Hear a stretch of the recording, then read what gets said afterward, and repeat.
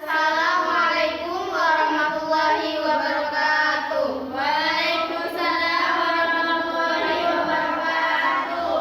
Kami siswa kelas 8B SMP Nazatutullah Pracan Camplong Sampang dari kelompok 7 yang terdiri dari Saya Putri Amalia, saya Fitria Kelasana, dan saya Fitriani. Di sini kami akan membahas tentang hasil makalah kami yang berjudul Potensi Sumber Daya Alam dan Sumber Daya Manusia Negara Turki.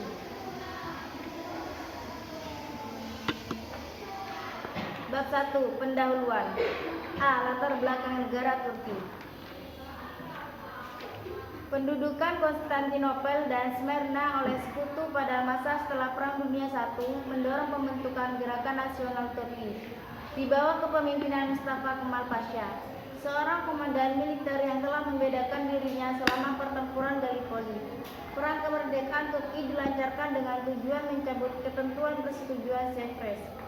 Pada 18 September 1922, tentara pendudukan dikalahkan dan rezim Turki yang berbaris di Ankara, yang menyatakan diri sebagai pemerintah yang sah pada bulan April 1920, mulai meresmikan transisi hukum dari Utsmaniyah yang lama ke sistem politik republik yang baru.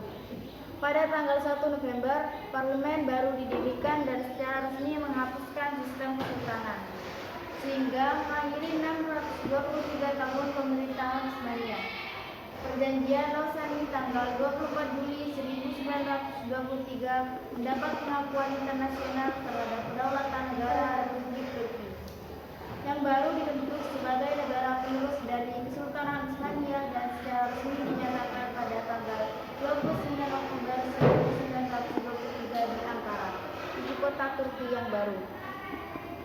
Turki tetap netral selama Perang Dunia II, namun masuk pada saat akhir perang pihak sekutu pada tanggal 23 Februari 1945. Pada tanggal 20 Juni 1945, Turki menjadi anggota Piagam Perserikatan Bangsa-Bangsa.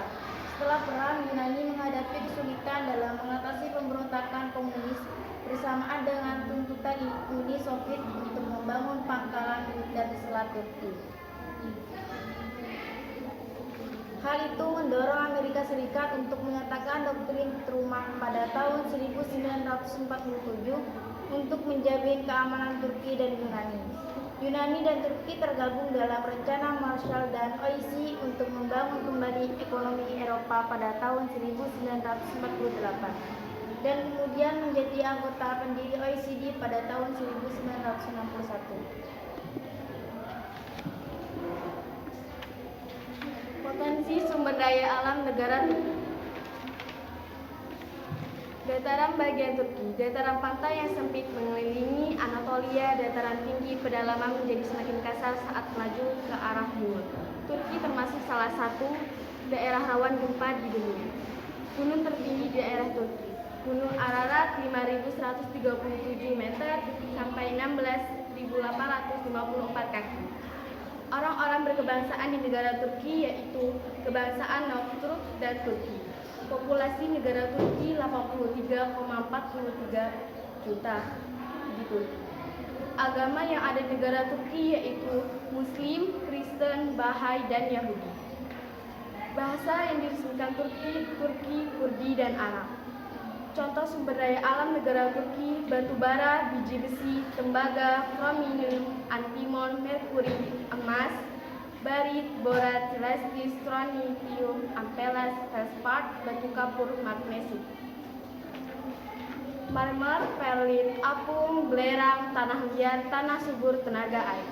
Produk pertanian negara Turki: tembakau, kapas biji-bijian, zaitun, bit gula, nadi, jeruk.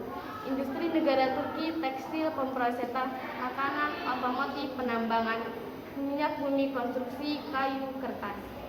Ekspor dari negara Turki ke negara lain yaitu pakaian jadi, bahan makanan, tekstil, pabrik logam, peralatan transportasi.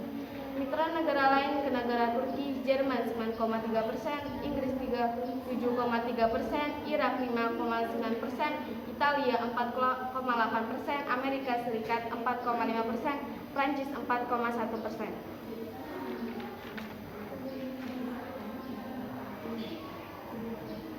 sumber daya manusia negara Turki.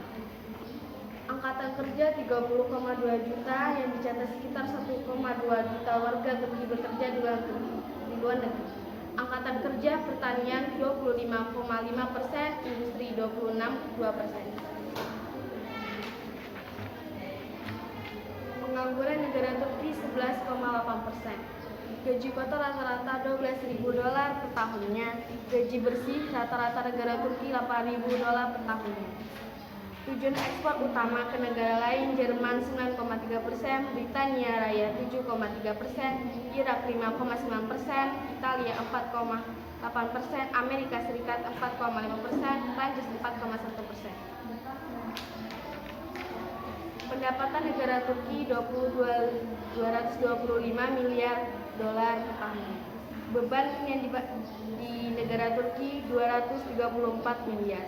Bantuan ekonomi 3,2 miliar dolar sampai 0,37% dari GDP. Hal ini juga menjadikan Turki donor terbesar kedua berdasarkan volume dan kesatu berdasarkan presentasi GNI dalam ODRI dalam laporan 2016. Turki adalah negara paling dermawan di dunia.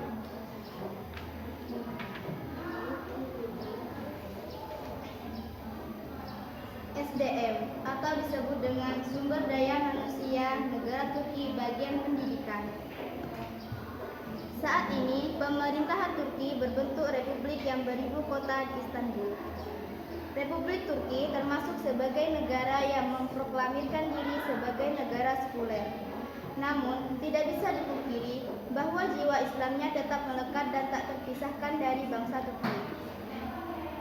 Begitupun berdampak terhadap kemajuan pendidikan di negara tersebut. Di zaman itu, madrasah merupakan satu-satunya lembaga pendidikan yang ada di kerajaan Turki Utsmani. Di madrasah itu, Mahmud menyadari bahwa madrasah-madrasah tradisional tersebut tidak sesuai lagi dengan tuntunan perkembangan zaman.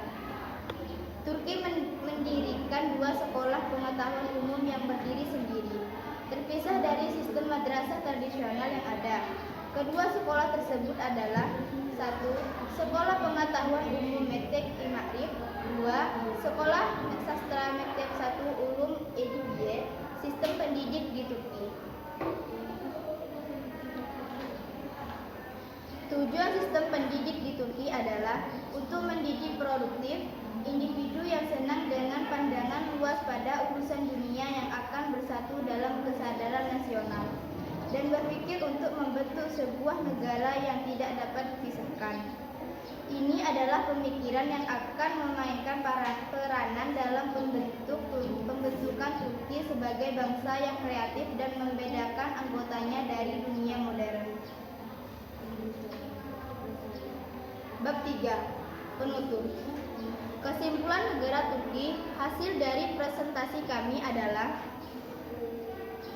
Turki merupakan negara yang potensi sumber daya alam dan sumber daya manusianya meningkat dalam setiap tahun dan memiliki pendonor bantuan ekonomi terbesar urutan kedua dari negara lainnya.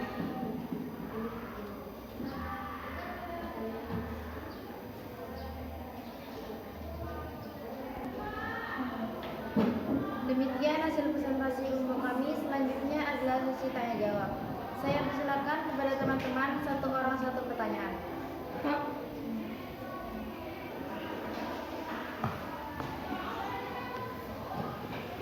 Assalamualaikum warahmatullahi wabarakatuh. Waalaikumsalam warahmatullahi wabarakatuh. Saya perwakilan dari kelompok 6, nama saya Amiratul Mahmuda. Saya akan menanya kepada kelompok 5, yaitu apa mata uang negara Turki? Oke, saya tampung dulu pertanyaannya. Berikut mungkin ada yang ingin bertanya lagi. Saya. Assalamualaikum warahmatullahi wabarakatuh. Waalaikumsalam warahmatullahi wabarakatuh.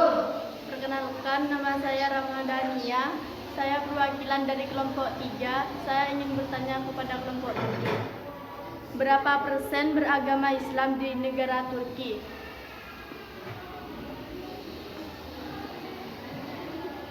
Oke, kami akan cari dulu jawabannya.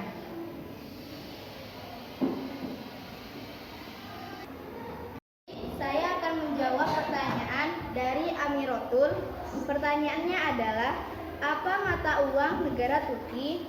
Ialah lira baru Turki. Dan selanjutnya, saya akan menjawab pertanyaan dari Ramadhania dan Radia.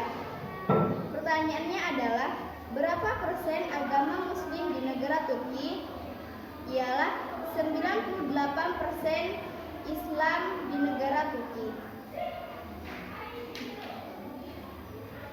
Baik, karena sudah tidak ada yang ingin bertanya, saya tutup presentasi kami hari ini. Saya harap dengan pembahasan kami, teman-teman semua bisa mengetahui lebih dalam lagi tentang negara Turki. Wassalamualaikum warahmatullahi